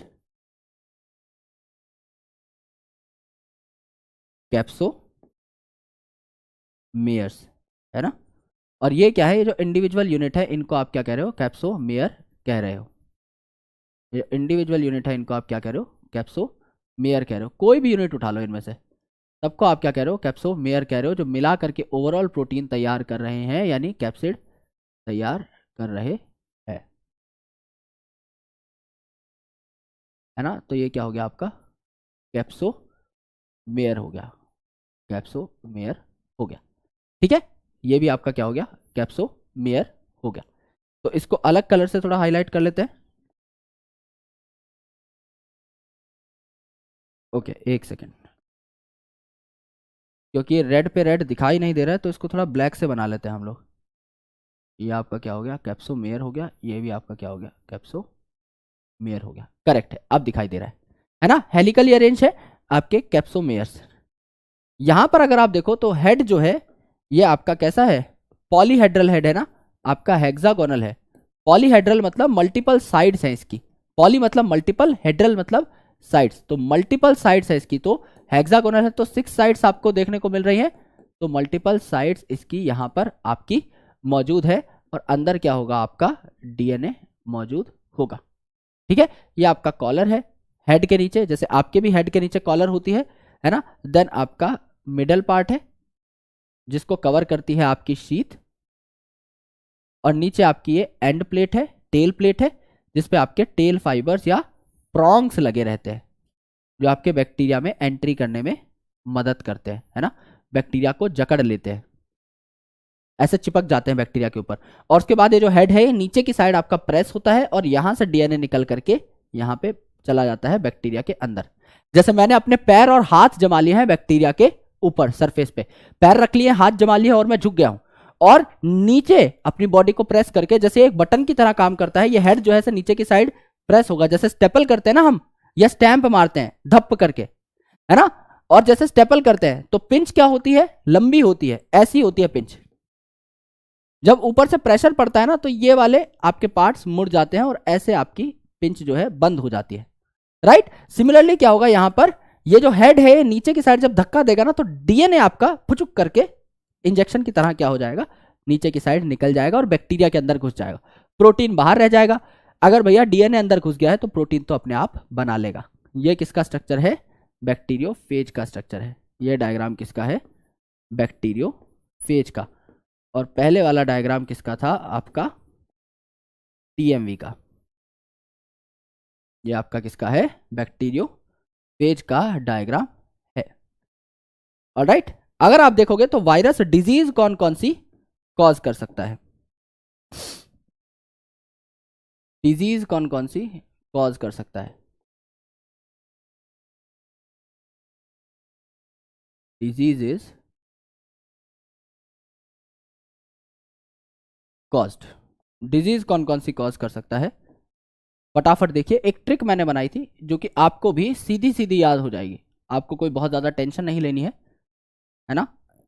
अगर हमें याद हो गई तो हमको यार अलग से जीनियस थोड़ी है, तुम्हें भी याद हो जाएगी, है ना। थोड़ा और मोटा पेन लेते हैं।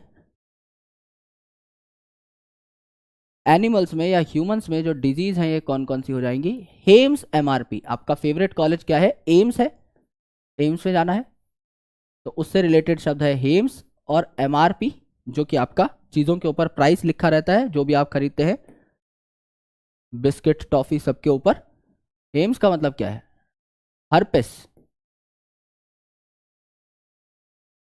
सबसे खतरनाक AIDS, acquired immuno deficiency syndrome,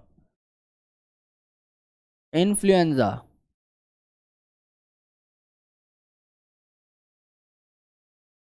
mumps,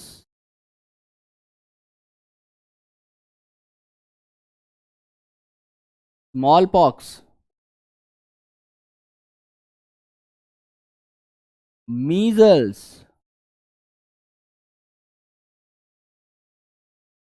rubella,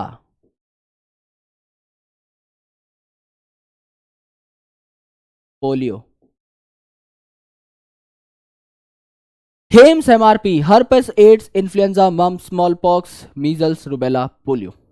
बचपन से ऐसे याद करी हुई है, आज तक याद है, ट्रिक काम की है जैसे कि हर बार होती है। अगर आप प्लांट में देखो तो प्लांट में आपके सिम्टम्स कई हो जाते हैं, है ना। Viral disease symptoms in plant कई हो सकते हैं यार, depending upon disease. Viral disease symptoms in plants क्या क्या हो सकते हैं भाई, आपकी ग्रोथ स्टंट हो सकती है, ग्रोथ रुक सकती है ना। आपका सबसे पहले तो देख लो मोज़ेक फॉर्मेशन हो सकता है ना, टोबैको मोज़ेक डिजीज थी ना, तो मोज़ेक फॉर्मेशन हो सकता है, दाग धब्बे आ सकते हैं उसके ऊपर, पत्तों की ग्रोथ कम हो सकती है ना। आपका स्टंटेड ग्रोथ हो सकती है, यानी ग्रोथ रुक सकती है प्लांट की।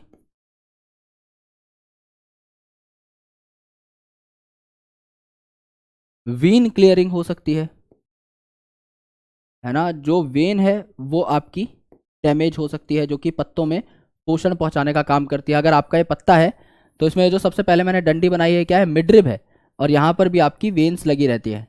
ये प्लांट में नसों का काम करती हैं, जैसे हमारी नसें होती है ना, जो अलग अलग जगह तक आपका ऑक्सीजन न्यूट्रिएंट्स पहुंचाती हैं, ऐसे लीफ में हर जगह तक चीजें पहुंच रही हैं नहीं, ये कौन इंश्योर करता है, वेन्स। तो वेन क्लियरिंग हो जाती है ना। प्लस आपका यहां पर और भी काफी सारी चीजें हमें देखने को मिलती हैं, बहुत सारी चीजें हो सकती हैं। तो अगर आप लिखने बैठोगे तो आप लिस्ट बनाते ही रह जाओगे, क्योंकि एक वायरल डिजीज थोड़ी है यार, हजारों वायरल डिजीज है ना। लीफ रोलिंग है, लीफ कर्लिंग है, लिखना चाहो तो लीफ आपकी रोल होके छोटी हो जाती है ना, लीफ रोलिंग है,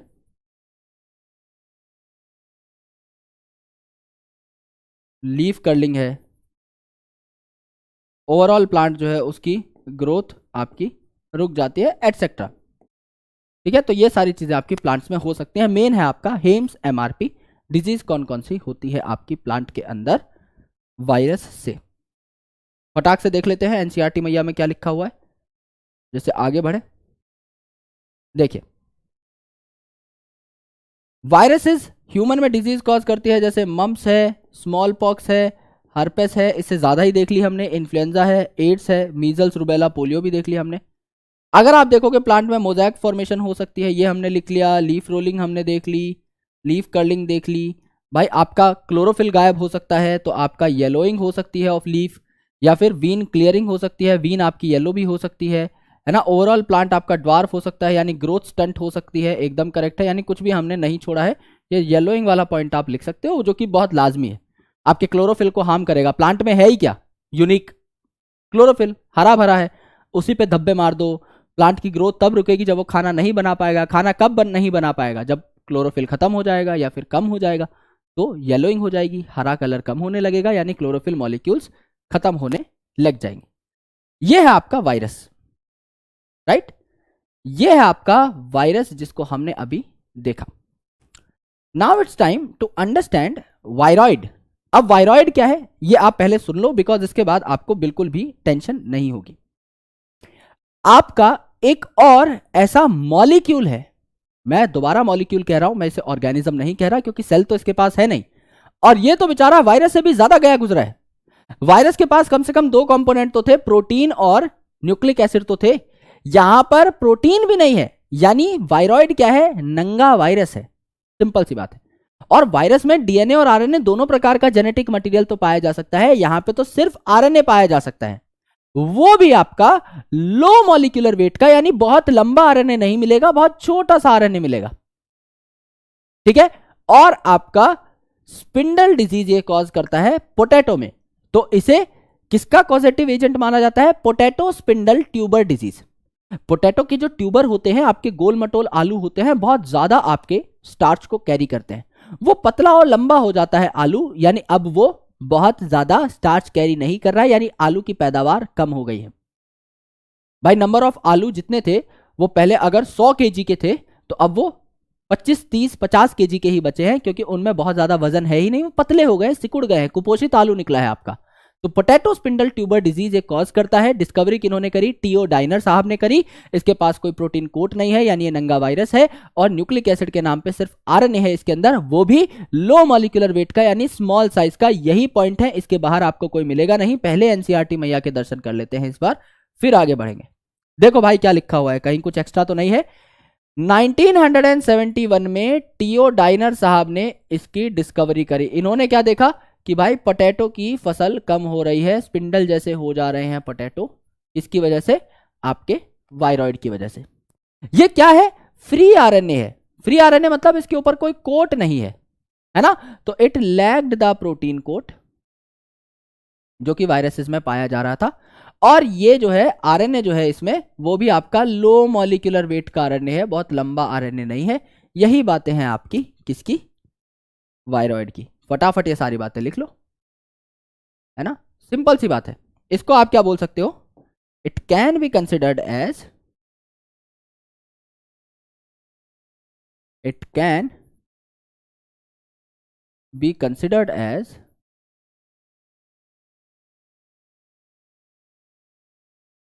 it can be considered as naked virus, it can be considered as नंगा पुंगा वायरस, है ना। क्यों, बिकॉज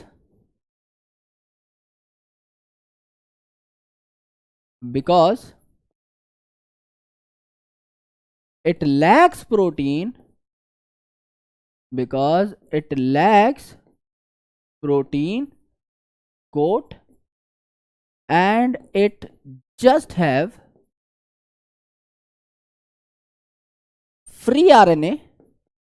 तो इसको हम लोग क्या लिख देते हैं, कैपिटल में लिख देते हैं क्योंकि इंपॉर्टेंट है। It just have free RNA that too of low molecular wait, वो भी आपका छोटा सा आरएनए है। तो आरएनए ही आपका अलग अलग जगह पर जाकर के बीमारी कॉज करता है। तो इसके पास क्या है भैया, इसके पास है आपका free RNA that too of low molecular weight, और इसके पास प्रोटीन कोट है नहीं, it lacks a protein coat. Discovery किन्होंने करी, डिस्कवरी किन्होंने करी, टीओ डाइनर साहब ने करी। In 1971, T.O. Diner, sir, discovered viroid as causative agent of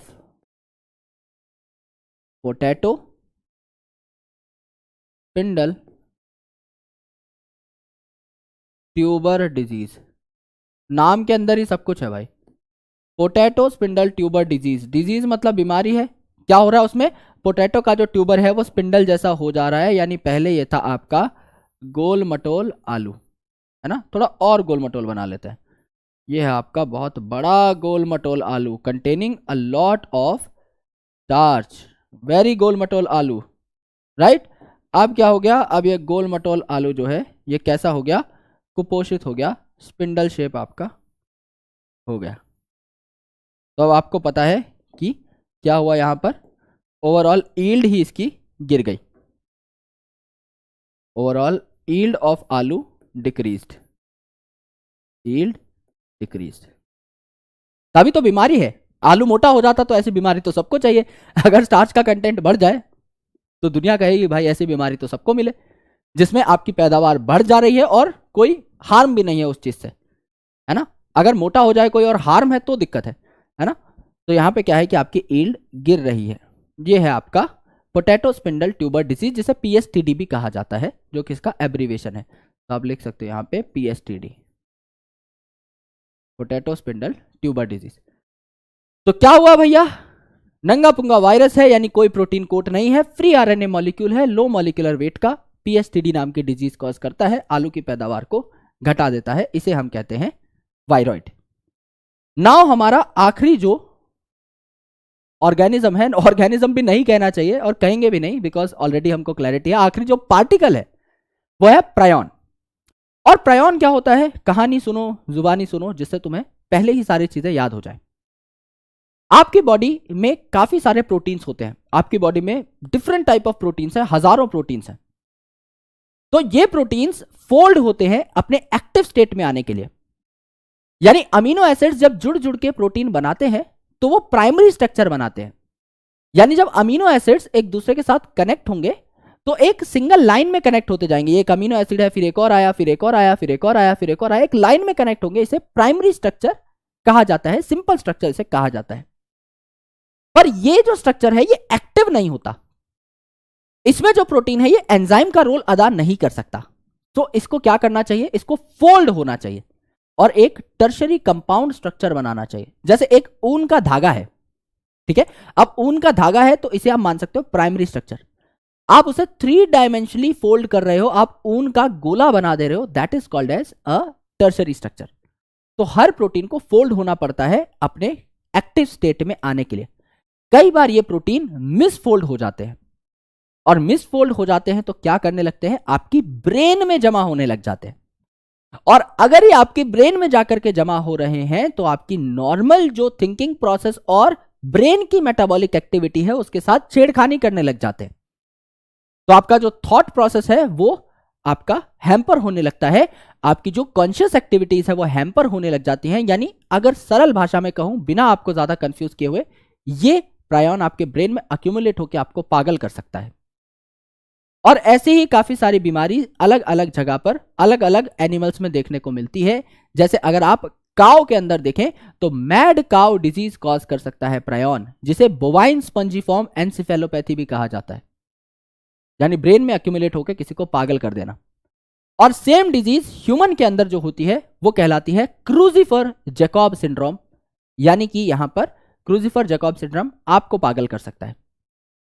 तो ये मिसफोल्डेड प्रोटीन्स जो है इनसे काफी ज्यादा आपको दिक्कत हो जाती है। अच्छा, एक यहां पर देखो सिंपल सी चीज, अगर ये नेकेड वायरस है, वायरस के कपड़े उतार दिए तो वायरस से तो छोटा ही होगा ना, तो viroid is smaller than virus, viroid is smaller than virus, है ना। इसका तो जो आपका आरएनए है वो भी आपका लो मॉलिक्यूलर वेट का है, छोटे साइज का है, तो this is smaller than virus. Prion क्या हो गया, it is almost equal in size with virus, almost equal to virus. अब प्रायोन किससे स्टार्ट हो रहा है, पी से स्टार्ट हो रहा है, तो पी से प्रायोन, पी से इसे क्या कहा जाता है, प्रोटीनेशियस पार्टिकल। दोनों ही चीजें पी से स्टार्ट हो रही है ना, पी से इसको क्या कहा जाता है, प्रोटीनेशियस इन्फेक्शियस पार्टिकल, क्योंकि डिजीज भी तो कॉज करेगा ना, प्रोटीनेशियस इन्फेक्शियस पार्टिकल। प्रोटीनेशियस है, प्रोटीन का बना हुआ है, और पार्टिकल है ना। तो अगर आप देखोगे तो अलग अलग अमीनो एसिड से मिलकर के क्या बनता है, आपका प्रोटीन बनता है, खासकर उसका प्राइमरी स्ट्रक्चर बनता है। तो ये एक अमीनो एसिड है, ये एक अमीनो एसिड है, ये एक अमीनो एसिड है, ये एक अमीनो एसिड है, ये एक अमीनो एसिड है, ये एक अमीनो एसिड है, एक और ले लेते हैं, ये एक अमीनो एसिड है। ठीक है, ये अमीनो एसिड्स हैं, इनको कनेक्ट कौन करके रखता है, इनको कनेक्ट करके रखता है दोस्त आपका कौन, पेप्टाइड बॉन्ड। तो ये आपके पेप्टाइड बॉन्ड है जो अमीनो एसिड को जोड़ करके रखते हैं। तो अमीनो एसिड्स यहां पर जुड़े हुए हैं बाय पेप्टाइड बॉन्ड्स। तो ये क्या हो गया, primary structure of amino, primary structure of protein, amino acid के जुड़ने से बना है, प्राइमरी स्ट्रक्चर ऑफ प्रोटीन। ये क्या है, आपके different amino acids. Yellow colour नहीं लेते, लेबलिंग के लिए दूसरा कलर ले लेते हैं जिससे कंफ्यूजन ना हो। ये आपका क्या हो गया है, ये आपके क्या हो गया, अमीनो एसिड्स। ये आपके क्या हो गए, पेप्टाइड बॉन्ड, पेप्टाइड बॉन्ड्स। अगर आप देखोगे ये जो है, ये जो है आपका primary structure, it gets folded, ये फोल्ड होता है, it gets folded to make a good tertiary structure. इस हिसाब का आपका फोल्डेड टर्शरी स्ट्रक्चर ये बनाता है ना। ये इसका एक्चुअल स्ट्रक्चर है। So it is correct folded protein, है ना, करेक्टली फोल्डेड प्रोटीन। पर कई बार फोल्डिंग के दौरान आपकी क्या आ जाती है, मिस इन्फॉर्मेशन आ जाती है, और कई बार ये जो प्राइमरी स्ट्रक्चर है ये फोल्ड हो जाता है अलग तरीके से, है ना।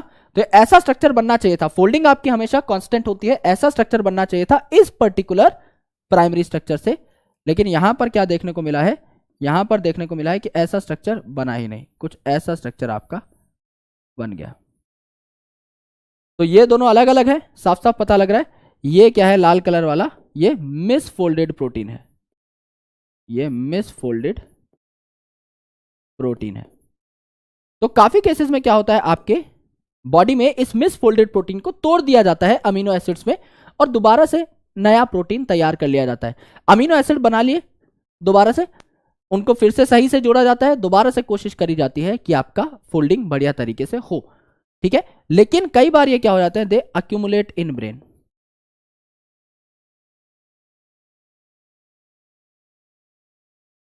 दे अक्यूमुलेट इन ब्रेन, है ना। एंड क्या कॉज करते हैं आपका, they cause mad cow disease, जिसको प्यार से क्या कहा जाता है, बोवाइन स्पंजिफॉर्म एनसेफेलोपैथी, बोवाइन स्पंजिफॉर्म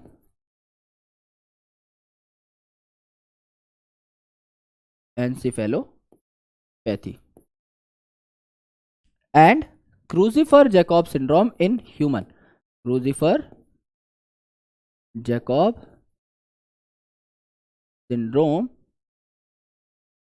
इन ह्यूमंस। ये यहां पर क्या हो सकता है, आपका कॉज किया जा सकता है बाय द मिसफोल्डेड प्रोटीन, ये आपका कॉज किया जा सकता है। तो ये क्या हो गया, ये आपकी हो गई फोल्डिंग, ये क्या हो गई, ये हो गई आपकी फोल्डिंग, और ये क्या हो गई आपकी मिस फोल्डिंग।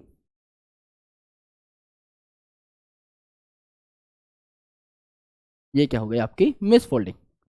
ठीक है, तो ये प्राइमरी स्ट्रक्चर था, ये आपका क्या हो गया सेकेंडरी स्ट्रक्चर भी अक्यूमुलेट हो सकते हैं, लेकिन ये जो हमने यहां पर बनाया खासकर ये क्या है, टर्शरी स्ट्रक्चर है, टर्शरी स्ट्रक्चर है। आपका इसके बीच का जो स्ट्रक्चर है ये भी आपका अक्यूमुलेट हो सकता है ब्रेन में, उसमें कोई टेंशन नहीं है। तो हम बोलते हैं मिसफोल्डेड प्रोटीन जो है वो आपका अक्यूमुलेट हो चुका है इन ब्रेन, है ना। यहाँ पे इन और ब्रेन के बीच में ठीक गैप नहीं दिया गया है, थोड़ा सा दोबारा लिख लेते हैं, अक्यूमुलेट इन ब्रेन। और आपका कॉज करते हैं बोवाइन स्पंजिफॉर्म एनसिफेलोपैथी काउ के अंदर, और ह्यूमन में आपका कॉज करते हैं क्रूजिफर जैकब सिंड्रोम। साइज आपका इक्वल है वायरस के, क्योंकि बढ़िया आपका साइज होता है प्रोटीन का, क्योंकि आपका बाहर का कवर भी प्रोटीन ही है वायरस का, तो जितना उसका साइज था उतना ही इस प्रोटीन का साइज भी होगा। हाँ, वायरॉइड थोड़ा छोटा होता है क्योंकि उसमें सिर्फ लो मॉलिक्यूलर वेट का आरएनए आपका प्रेजेंट है। ये आपके चुटर पुटर टॉपिक्स थे जिनको हमने देखा। भाई वायरॉइड की कहानी सुन लो एक बार। मॉडर्न मेडिसिन में काफी ऐसी न्यूरोलॉजिकल डिसऑर्डर्स हैं, यानी दिमाग से रिलेटेड आपकी बीमारियां हैं, जहां पर एबनॉर्मल फोल्डेड प्रोटीन्स आपके दिमाग में जमा हो सकते हैं। इनका साइज सिमिलर होता है आपका वायरसेस से, क्योंकि उनके आउटर कवर प्रोटीन जैसा ही इनका साइज होगा। बोवाइन स्पंजिफॉर्म एनसिफेलोपैथी या मैड काउ डिजीज ये कॉज करेंगे काउ के अंदर, और क्रूजिफर जैकब सिंड्रोम या क्रूजिफर जैकब डिजीज ये कॉज करेंगे आपका किन के अंदर, ह्यूमन के अंदर। एक भी पॉइंट हमारा नहीं छूटा है, दिस इज प्रायन। ठीक है, अब अगर आप देखेंगे दोस्तों तो आपके प्लांट और एनिमल के बारे में भी थोड़ी थोड़ी बातें कही गई हैं। अब इनके लिए तो हमें पूरा चैप्टर पढ़ना है, तो इनको यहां पर पढ़ना आवश्यक नहीं है। बस मैंने ये स्लाइड इसीलिए लगा दी जिससे आप ये ना बोलो कि सर हमें पढ़ाया नहीं है। भाई अगला पूरा चैप्टर जो हम स्टार्ट करेंगे, आज बायोलॉजिकल क्लासिफिकेशन खत्म हो गया है, कुछ क्वेश्चंस आपको कराऊंगा, डीपीपी आप सॉल्व करोगे, डन हो जाओगे, सॉर्टेड हो जाओगे। तो ये जो है इसको तो हम पूरा पढ़ने ही वाले हैं। सारे के सारे यूकैरियोटिक क्लोरोफिल कंटेनिंग ऑर्गेनिज्म कहां है, प्लांटे में है। कुछ ऐसे होते हैं जो आपके कुछ हद तक आपके हेटेरोट्रॉफिक होते हैं, जो आपके इंसेक्ट्स को किल करके खाते हैं, जैसे इंसेक्टिवोरस प्लांट्स, जैसे वीनस फ्लाई ट्रैप वगैरह, जो इंसेक्ट्स को मसल करके अपनी कुछ न्यूट्रिशनल रिक्वायरमेंट्स पूरी करते हैं। प्लस कुछ पैरासिटिक भी होते हैं, जैसे कि आपका कस्क्यूटा, क्योंकि खुद तो फोटोसिंथेसाइज कर नहीं सकता, तो किसी और प्लांट पे आपका ग्रो करेगा और उससे खाना डिराइव करेगा। कुछ छोटे मोटे एक्सेप्शन है, अदरवाइज सारे के सारे आपके प्लांट्स जो हैं ये फोटोसिंथेटिक होते हैं, बढ़िया खाना अपना बनाते हैं। डिप्लॉयड और हैप्लॉयड जो इनकी स्टेजेस है, इनके बारे में आप last topic of plant kingdom में पढ़ोगे, इसे अल्टरनेशन ऑफ जनरेशन कहा जाता है। एनिमल किंगडम के बारे में आप जूलॉजी में पढ़ते हो, हेटेरोट्रॉफिक ऑर्गेनिज्म है, जैसे हम खाना नहीं बना सकते। यूकैरियोटिक है, मल्टी सेलुलर है, जैसे हम, सेल वॉल नहीं होती जैसे कि हमारे अंदर नहीं है। फूड रिजर्व ग्लाइकोजन और फैट के थ्रू आपका स्टोर किया जाता है, स्टार्च के थ्रू स्टोर होता है आपका फूड प्लांट में, हमारे अंदर ग्लाइकोजन होता है, और स्किन के बीनीथ यानी स्किन के नीचे आपकी फैटी लेयर होती है। होलोजोइक मोड ऑफ न्यूट्रिशन होता है, यह हमें इस चैप्टर की शुरुआत से ही पता है। तो ये दो स्लाइड्स आप यहां पे छोड़ भी दो तो कोई दिक्कत नहीं है, क्योंकि आपका ज्यादातर काम जो है इसका अगले पूरे 2 चैप्टर में आएगा। वैसे भी पढ़ पढ़ के बोर हो जाओगे प्लांट किंगडम, एनिमल किंगडम, तो एटलीस्ट यहां तो सुख भोग लो भाई, यहां तो मत इनके पीछे पड़ो। कम से कम आधा पन्ना आपका छोड़ सकते हो आप एनसीईआरटी का, यही वो आधा पन्ना है जो प्योरली रिपीट होता है, जिसको ना पढ़ने पे भी काम चल जाएगा। क्योंकि बायोलॉजिकल क्लासिफिकेशन चैप्टर का नाम है, तो 3 किंगडम तो डिटेल में पढ़ी, मोनेरा, प्रोटिस्टा और आपका फंजाई, तो इंपॉर्टेंट था कि प्लांट और एनिमल का जिक्र किया जाए। बाकी बोल यहां पे भी सेम ही चीज रखी है कि भाई आपका आगे पढ़ोगे चैप्टर 4 में, आखिरी शब्द देखो, यहां पे आगे चैप्टर 3 में पढ़ोगे, तो यहां पे भी टरकाया हुआ है और करेक्ट भी है। भाई जब आगे पढ़ना ही है तो एफर्ट मार के क्या फायदा, वरना पूरा प्लांट किंगडम इसी में दे देते, बायोलॉजिकल क्लासिफिकेशन को ही एक पूरा चैप्टर बना देते 60-70 पेज का, है ना। पर इनको अलग से पढ़ना इंपॉर्टेंट है। सवालों की ओर बढ़ा जाए दोस्त, in plants mosaic formation, leaf rolling, leaf curling, yellowing of plant part, win clearing, dwarfing, stunted growth, क्या है ये? प्लांट के अंदर वायरस की डिजीज के सिम्टम्स है ना, तो वायरल डिजीज के सिम्टम है। अलग से ही देख के पता लग गया, हमने लिखे थे आज सारे के सारे। Virus could be crystallised and crystals consist largely of protein. 3 scientist के बारे में बात करी थी, इवानोस्की साहब, बिजर्निक साहब, स्टैनली साहब। क्रिस्टलाइज किन्होंने किया था? स्टैनली साहब ने किया था, एमडब्ल्यू स्टैनली साहब ने किया था। अच्छा, डब्ल्यू एम स्टैनली या एमडब्ल्यू स्टैनली? अब देखो भैया, ये देखो, ये है भैया ये है आपकी बात, M W Stanley, W M Stanley. फटाफट देख के बताओ यार, है ना, क्योंकि इतना डिटेल में तो अब भैया हमको भी देखना पड़ेगा। बना तो दिया मैंने क्वेश्चन, है ना, बट एक बार एमडब्ल्यू डब्ल्यू एम, अब यार इतना भी ध्यान नहीं रहता तो कई बार तो इधर उधर करना ही पड़ता है ना। तो आपका क्या हो गया यहां पर? डब्ल्यू एम स्टैनली मारा तो शायद सही होगा, डब्ल्यू एम ही मारा होगा जितना मुझे ध्यान है ना। डब्ल्यू एम डब्ल्यू मार दिया, करेक्ट है। चलो, डब्ल्यू एम स्टैनली साहब, है ना। हालांकि ऐसे क्वेश्चन आते नहीं है, बहुत मजे लेने के लिए बनाए हुए, पर ठीक है यार, है ना। गलती स्वीकार डब्ल्यू एम डब्ल्यू में, क्योंकि हम तो स्टैनली साहब पढ़ते हैं, बिजर्निक साहब पढ़ते हैं, तो वैसे ही, राइट। पर गुड क्वेश्चन, अच्छे से सॉल्व करोगे तो, इतनी बारीकी में जाना है एनसीईआरटी में तो अच्छी बात है, correct. Virus that infect animals have which type of genetic material? Animal को इन्फेक्ट कर रहा है तो कैसा होगा आपका, सिंगल स्टैंडर्ड डीएनए को छोड़ के सब। तो सिंगल और डबल स्टैंडर्ड आरएनए हो सकता है, सिंगल और डबल स्टैंडर्ड आरएनए हो सकता है, और डबल स्टैंडर्ड डीएनए हो सकता है, करेक्ट है। सिंगल स्टैंडर्ड डीएनए आपका नहीं हो सकता, है ना। Viruses that infect animal have which type of genetic material? इधर सिंगल और डबल स्टैंडर्ड आरएनए, भाई सिंगल और डबल स्टैंडर्ड आरएनए हो सकता है, इधर सिंगल और डबल स्टैंडर्ड आरएनए और डबल स्टैंडर्ड डीएनए, ये ज्यादा करेक्ट है। करेक्ट तो दोनों ही है, ए और बी, लेकिन ये जो है ज्यादा करेक्ट है। इसमें मिसिंग क्या है आपका? डीएनए मिसिंग है आपका, double standard DNA is missing. तो ऊपर वाले में 2 चीजें दी हुई है, नीचे वाले में 3 चीजें दी हुई हैं, और तीनों करेक्ट है। तो ज्यादा करेक्ट क्या है? ये वाला है ना। तो इट इज मोर करेक्ट।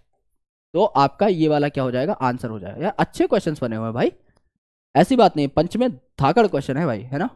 पर कौन सा कभी 2 साल पहले बनाया था, 1 साल पहले बनाया था, क्योंकि काफी एडिशंस में इसके लिख चुका हूं, इसीलिए।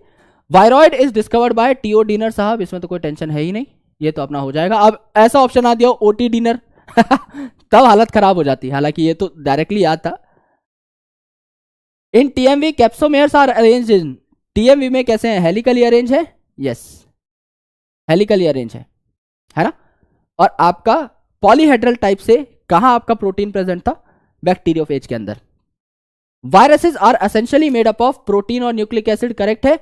लिपिड नहीं होता, कार्बोहाइड्रेट नहीं होता, स्टार्च नहीं होता, स्टार्च नहीं होता, तो आपका एक ही करेक्ट है, प्रोटीन और nucleic acid. Nucleic acid DNA RNA दोनों में से कोई एक हो सकता है। Who called fluid as contagium vivum fluidum? आपका बिजर्निक साहब ने कहा था, है ना।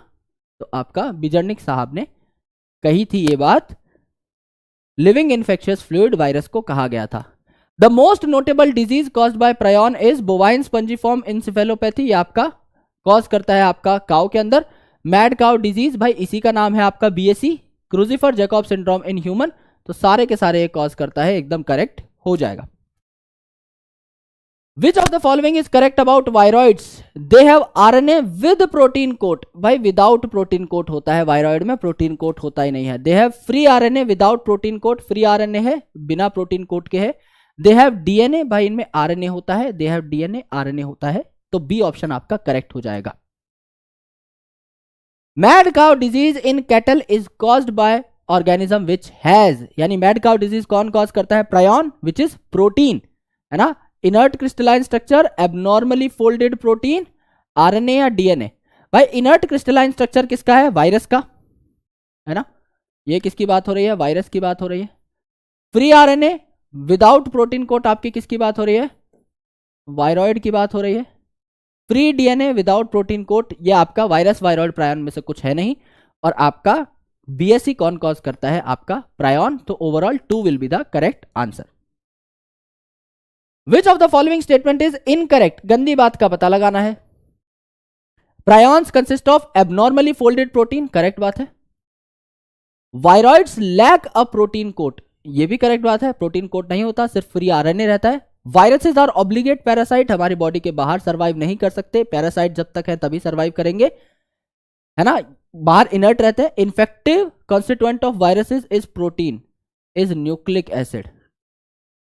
इन्फेक्टिव चीज कौन सी होती है आपकी? न्यूक्लिक एसिड होती है, ठीक है। तो डी जो है आपका गलत है, तो ये आपका आंसर हो जाता है। ये आपका गृह कार्य है दोस्तों, ये आपका होमवर्क है, इसको आपको बढ़िया तरीके से करना है, ठीक है। मॉड्यूल्स में क्वेश्चंस मिल जाएंगे। And this was your biological classification chapter which gets over at this point. And in the next chapter we are about to start a very interesting chapter called plant kingdom. Very interesting क्यों बोल रहा हूं? क्योंकि मुझे interesting बनाना होगा। अगले 3 chapter बहुत जानलेवा है सारे बॉटनी स्टूडेंट्स के लिए अगले 3 चैप्टर बहुत ही ज्यादा एक्सट्रीमली बोरिंग है, but I will make sure I will make them super interesting for you. And सारा डेटा, जैसे आपने फंगस का डेटा याद किया, प्रोटिस्ट का डेटा याद किया, आज वायरस याद किया, ऐसे एकदम टिप्स पे हो जाएगा। I can bet on this. I have a lot of tricks for you guys, जिससे आपको सारी चीजें एकदम टिप्स के ऊपर याद हो रही होंगी। तो don't worry about anything, we will make the super boring chapter super interesting, because उसके बाद तो प्लांट फिजियोलॉजी स्टार्ट करने वाले हैं, जिसको we will kill like anything. तो बहुत मजा आने वाला है। सो प्लीज मेक श्योर कि हमारे साथ आप लोग बने रहें, जमे रहें। And if you really enjoyed this session, then Vipu sir OP in the comment section please, and Jarvis Army OP in the comment section please। फटाफट से जाकर के इस सेशन की डीपीपी को आप लगा लीजिएगा, वीडियो सोल्यूशन आपको मिल जाएगा, उसको भी देख लीजिएगा, जिससे कोई कंफ्यूजन ना रहे। अगले दिन अगली क्लास में नया चैप्टर, नई उम्मीद, नई एनर्जी के साथ वापस मिलते हैं। And let's start reading plant kingdom very avidly and very efficiently. Thank you so much guys for watching me up. मिलता हूं आपसे अगले सेशन के अंदर, तब तक के लिए शुक्रिया, bye bye, take care, lots of love, जय हिंद, थैंक यू।